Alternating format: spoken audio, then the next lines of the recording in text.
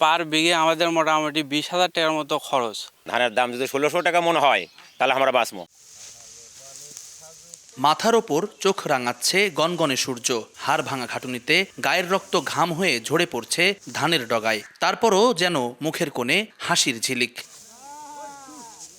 কৃষি সম্প্রসারণ অধিদপ্তরের তথ্য বলছে, বগুড়ায় আলু আর সরিষা চাষের প্রভাবে কিছুটা বিলম্বিত হয়েছে বোরো ধান রোপণ। এখনও 30% জমিতে ফুল ফোটার পর্যায়ে আছে। এর মধ্যে সময়মতো রোপণকারীরা কাস্তে চালিয়েছেন জমিতে। জমির পানি নিষ্কাশন ব্যবস্থার উপর ভিত্তি করে কৃষকদের কাছ থেকে ফলন নিয়ে মিলেছে মিশ্র প্রতিক্রিয়া। প্রতি বিঘায় 25 মনের ওপরে ধান পেলেও এবার অনেকেই পেয়েছেন 18 মন। কেউ আবার টানা 3 বছর বৃষ্টির পানিতে ধান খুইয়ে এবার 20 মন ধান পেয়েই খুশি। খরচা বেশি হচ্ছে, জমিতে একটু ধান অন্য বছর তুলনায় 1000-1500 টাকা বেশি নিচ্ছে। কোনো ঝড় বৃষ্টি হয়নি, ভালো হচ্ছে এবার। তবে সেচ ও শ্রমিকের মজুরি বেড়ে যাওয়ায় বর্তমান বাজার দরে সন্তুষ্ট নন কৃষক। বিকাশে কম খরচে ক্যাশ আউটের লিমিট বেড়ে 50,000। প্রিয় এজেন্টও 2টা।